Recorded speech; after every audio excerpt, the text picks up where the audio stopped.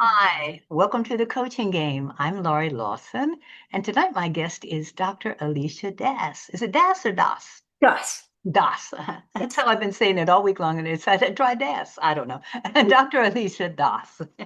Uh, Thank you for being on the show, Alicia.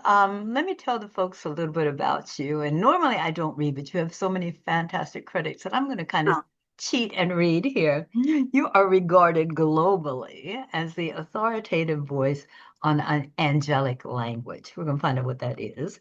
okay. And she's an ordained minister, host of Angels and Masters on Spark TV, and the popular podcast Live Your Love with 250,000 listeners and guests, including people like Marianne Williamson and Jack Canfield, a bunch of people who think she's got something worth saying. And she's led more than 500 seminars worldwide. So we're going to find out what's going on here. Let me tell you, she's also the author of this brand new book called Your Angelic Ancestry. And we're going to find out what is that. Alicia, first of all, I'm so curious. How did you get into this business, so to speak? Have you always been involved with angels, or did it come as an awakening, or what's the story here? Very much came as an awakening. I would not have expected to be in this business. I have a rare disease in my family, which is that everybody is an MD. I mean, everybody. And so I was pre-med because that's what you do in my family. But my heart and soul were always those of a mystic. I started having these mystical experiences when I was a tiny child. About 4 years old is when I started hearing the language of the angels. And yes, I'll be happy to tell you what that is. And so, no, it was really something I feel I was born to. I did resist it a bit, because again, I have a scientific predilection. And then I found a way to marry the mystical experiences with the scientific background and really show empirical evidence that spirituality, that angels exist, that it really positively affects our lives and creates measurable change. So I've kind of married it was an odd couple, but they are doing very well, science and spirit within me. That is definitely an odd couple because you think you have to choose a side. Do you believe in angels or do you believe in the scientific, logical things that are going on?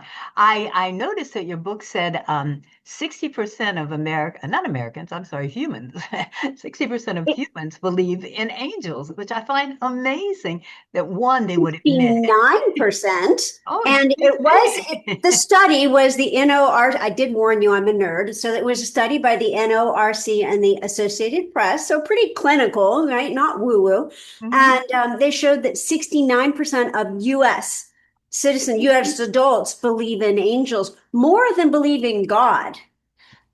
So, Wow. that crosses socioeconomic standards, politics, gender, cultures, religion. And so when so many people who don't agree on much else agree on something, they also go through all religions, Judaism, Christianity, Islam. I did my ancestry.com, which of course your angelic ancestry is a bit of a play on that. And it was very boring, Lori. I I Really? found out nothing new. I am half East Indian, hence DOS, and half English.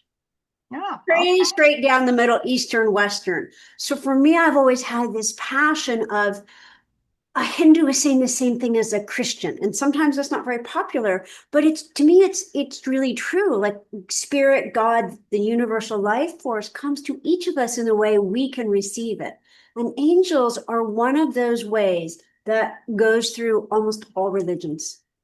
Okay, you know what I want to ask you? Because I'm going to confess. I got this book and I said, you know what? I'm going to scan it and I'm going to see, so I have a general idea what the heck I'm talking about. Right. And as I started reading it, it was like, I don't want to scan it. These stories are so Oh, fascinating that I'm telling you, well, you might be able to see where it is. I I didn't do. get all the way through it because it was like, no, this is not a scan book. This is a book you really want to get into. So that Thank I may you. be, yeah, so you can take us a little further than I got, maybe, but there's a couple of things that I noticed about your style of writing. It's not a book to convince you that angels are real. It's like, no, of course they're real. So what is in this book for someone who goes, no, I don't think so. I've never seen an angel. Should you just tell them, hey, you know what? Go get a science book. Or is there something in here for that kind of person? Oh, I'm way too stubborn to say go get a science book, considering that even my doctorate is in spiritual science. I would say to them, don't believe me. Check it out for yourself.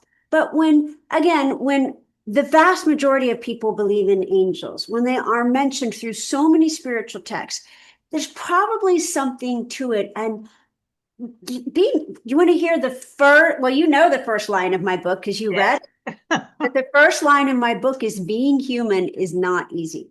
That's why even the angels bend a knee to you. So this, Yes, I was going to quote that. I thought it was a good oh, way to start a book. It's like, oh my gosh, being human is not easy. Well, okay. you know, it really isn't. I mean, there's gorgeous things about it, and it's a very consecrated level, but it's not always easy compared to other levels. And so I would say to somebody who's very skeptical, good, don't leave your mind at the door. You want to be discerning. You don't want to do a spiritual bypass, but why not be open? If you have this shortcut to higher consciousness, if you have these protective beings who really exist to serve us, I mean, they serve God. They exist to serve God, and we are God's children. And so they serve us. Why not just be open? And I talk about in the book, and I have QR codes where you can listen to the meditations. You can experience an angel, and I've never met anybody who didn't experience something in less than 5 minutes.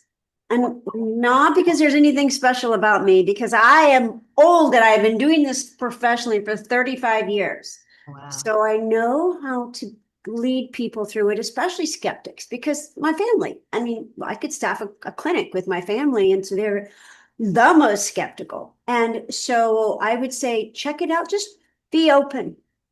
Just be open, that's all. And then see if you experience something.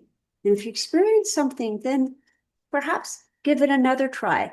These are not long stints. This is a few moments a day. And again, I've never met anybody in 35 years who didn't experience it. Well, speaking of moments, you have some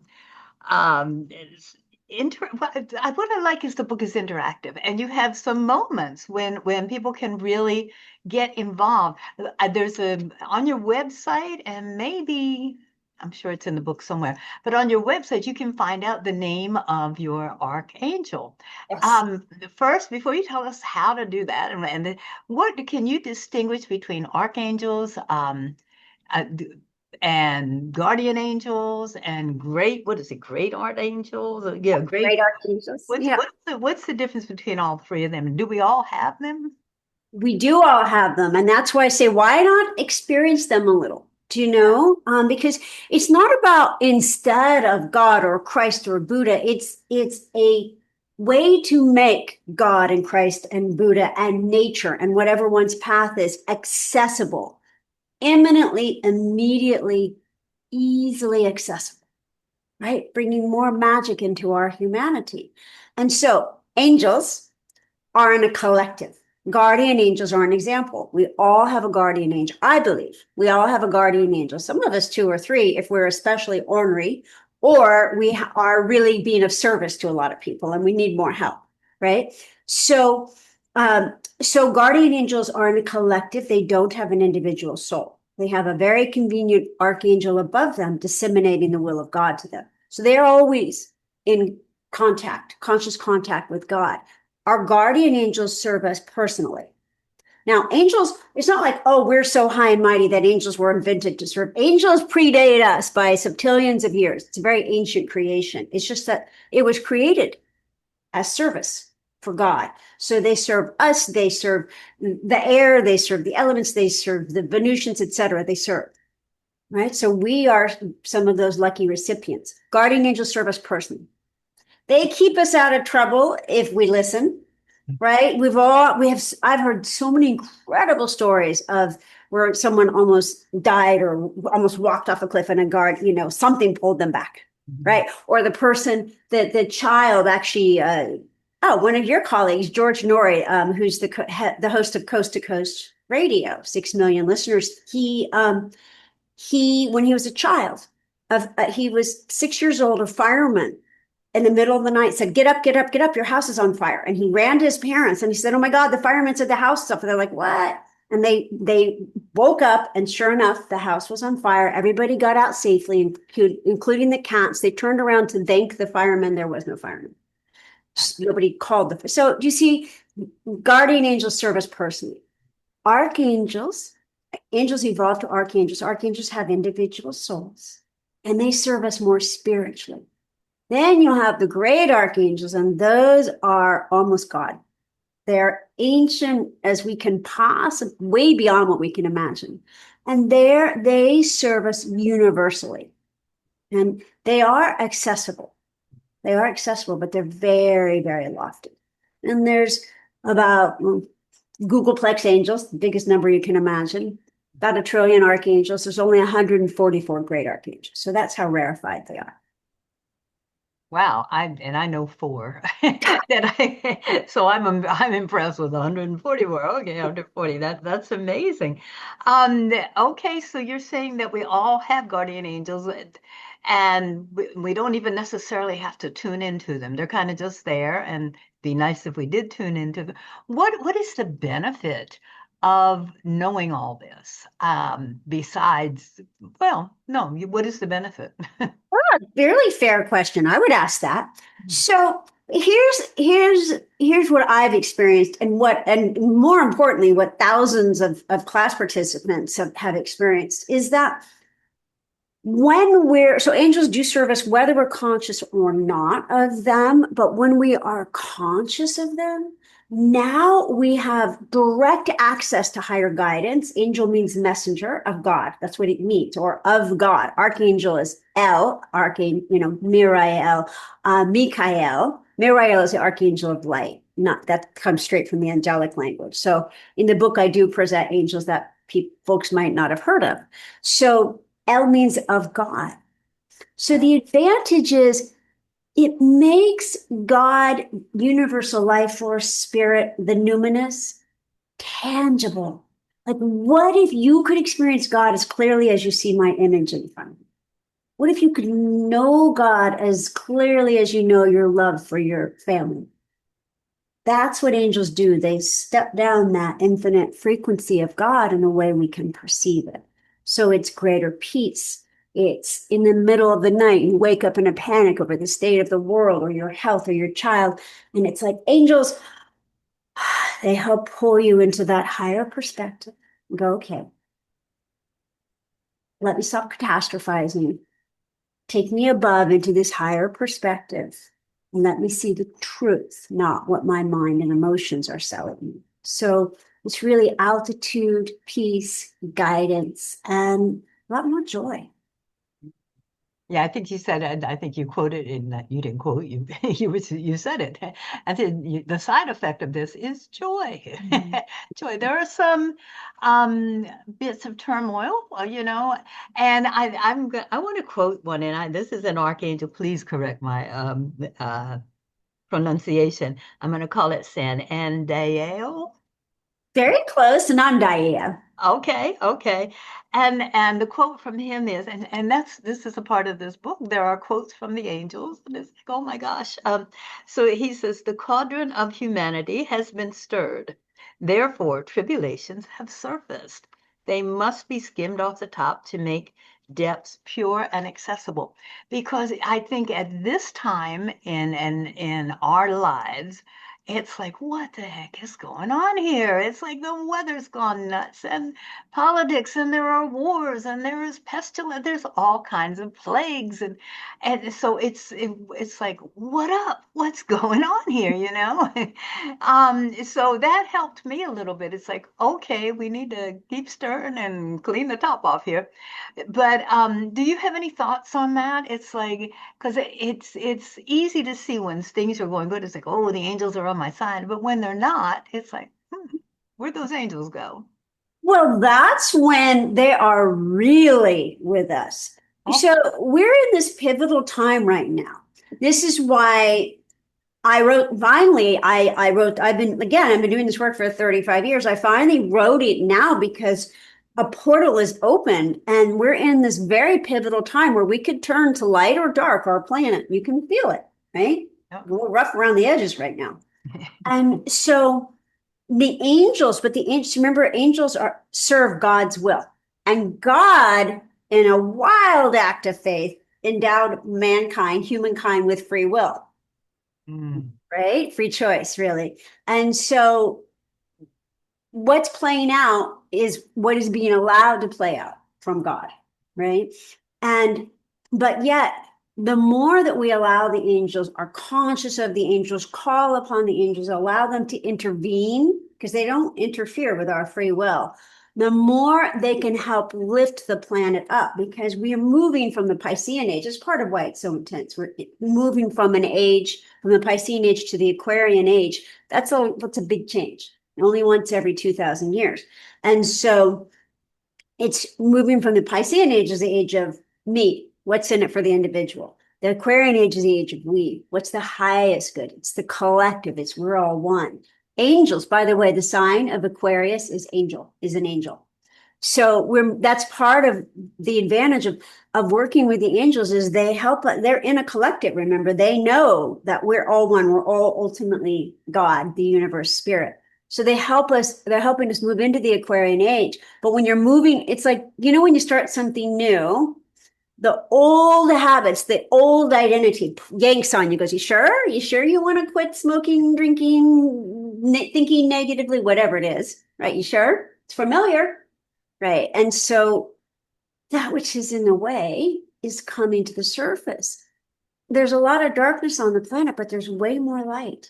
People are talking about spirit, about intuition in a way they never did even 5 years ago, let alone 55 years ago. true. I think there are two thoughts right now, and one is this is the end. The end is coming. The world is over, and as we know it. And the other is this is a great spiritual awakening. How lucky are we to be alive during this time? Mhm. Anybody who would like to switch on over to the optimistic side, I'm going to say take a look at this book, because I think Alicia has sort of given us a guide path to, you know what, let's make the best, and let's use this time to really to change habits, to get even bigger, to expand, to do all that. When I say your book is interactive, I'm kind of talking about you. You have things that are called angel moments, and tell us some of the interactive parts. It's like angel moments and journaling. What is all of that? Because she does her chapters are all. I'm sorry, I ask you a question, then I keep talking. Her chapters. I'm so excited about the book. I love it. Her chapters are all active chapters, soaring, lifting, guiding, floating.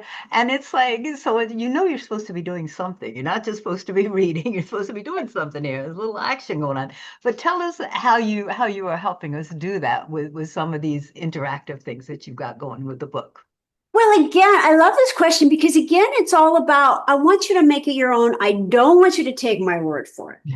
I want you to make it your own. And so it's interactive so that very much so that you can do that. So there's activities, angel moments, or when you're like, when we go into something very, because it's a very deep, profound book. It's again, 35 years. It's not the book that I wanted to write, Laurie.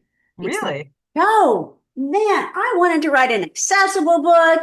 I wanted to write a book that wasn't going to get me in trouble. This book is definitely going to get me. It's edgy, but Yeah. in the best way because it brings about change in us, Mhm. right? It's interesting because Archangel Michael says in the prologue, persist to the final page and you will be changed. But it's nothing to do with me. It's very much spirit through the angels that wrote the book. And it's very much about your own experience with it. So you don't really, like, the angel moments take seconds. The only thing that takes perhaps 10 minutes are the meditations. And even those you can just scan a barcode and listen to. And I recommend that you do listen to them rather than read them so that you can just give yourself to them. People have been loving doing them either when they, right before their spiritual practice or when they wake up or when they're on a hike in nature.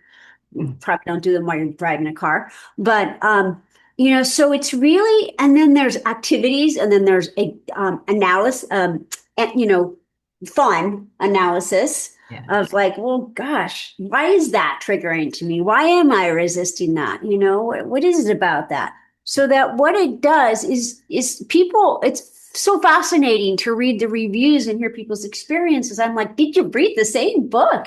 Because one person's having it's very personal for each person because it's so interactive. I mean, yeah, you could just read it and most people are, like you said, they wanted to just skim it and they kind of like dive into it. And then some people do just pick it up and go to a certain place, but most people are reading it,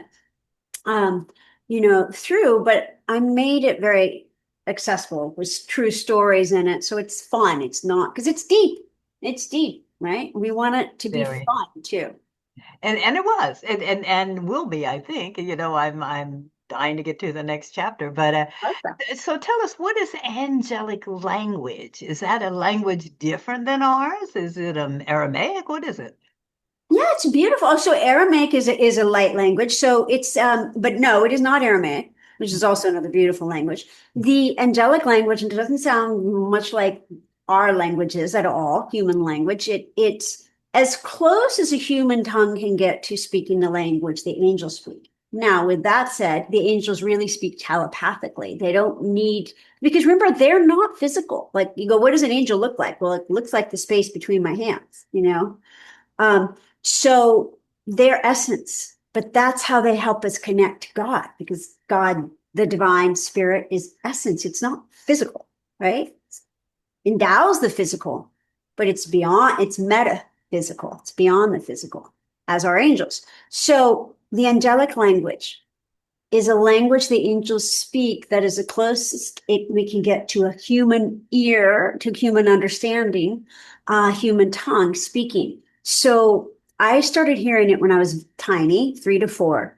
And then what it does is it translates me into another realm. And I started telling people things about themselves and the world that I could not have known as a 3, 4, 5-year-old child. And it started scaring people. And so I kept it quiet until I left home.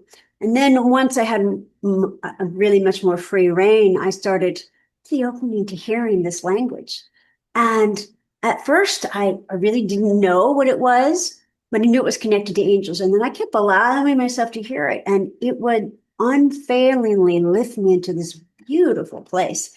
And then I started again, the scientific mind, started utilizing it. It would connect me to this very high knowing, and it would open records for me. I started working with people and clearing karma and reading past lives. So certainly there's been many precedences. Joan of Arc said, I die for speaking the language of the angels. She recanted that she was hearing voices when she was condemned to burn at the stake. She recanted it for 3 days. And then she said, no, I am hearing those voices. And one of those voices was Archangel Michael. She says this, and that's common knowledge. And I think that it was more painful for her to not hear those voices than to die. And I really understand that. So other spiritual teachers have talked about hearing the language of the angels. So it is an actual language. I can't speak it now in case somebody is driving a car, because it very much, people have interesting, so far, always very beautiful reactions to it. But sometimes it's like, it takes them out of their body and, Don't do that. Yeah, exactly. Don't do that. Well, we're almost, I mean, this is going so quickly. I want to encourage you to go to Alicia Das's website, which is very simple, ALISHADAS.com. But what you're going to find on there is one, you can take a test to, not a test, but yeah, I guess a survey to find out what your archangel's name is. But they're also going to find out she's got this big thing going on in New York City, September 13th. I'm going to be there for sure. Tell us about that. We've got like 3.5 minutes. So tell us if we go there, is it going to be recorded? That would be nice. I don't know. I'd have to. It's at My Little Shop of Magic in New York Mhm. City, and I believe it's the Upper West Side. And Yes. so, if you just go to my website, you'll see the link there. You can also go to My Little Shop of Magic, also my Instagram. There's the link, and so it's going to be the 13th, which is a Sunday, 5 to 7 p.m. And I will be giving a talk, speaking more about this, but especially giving a meditation so you can experience angels beyond a shadow of a doubt. And then I'll be taking questions. You can ask me anything, and I'll be signing books. So I would love to meet you Yeah. at My Little Shop of Magic. That's on the 13th. And then I'm also going to be there. I'm in a documentary film with many of the original cast members of The Secret, Jack Canfield and Sonia Choquette and Marie Diamond, lots of spiritual, Michael Beckwith, adepts. And so I'm going there for the premiere of that, and just delighted to stay for the book signing. And if you go to my website, again, if I add any other events in New York, you'll see it there. Okay. And meanwhile, it doesn't sound like you're hiding. It sounds like you got a lot of things going on. Where else can we find you? I know we can find the book on Amazon. Where else can we find the book? Well, you can find the book anywhere books are sold. It's Okay. distributed by Penguin Random House, so everywhere. Barnes and Noble. Do support your local bookstores. I love when people go Yes. into local bookstores and ask them to get the book.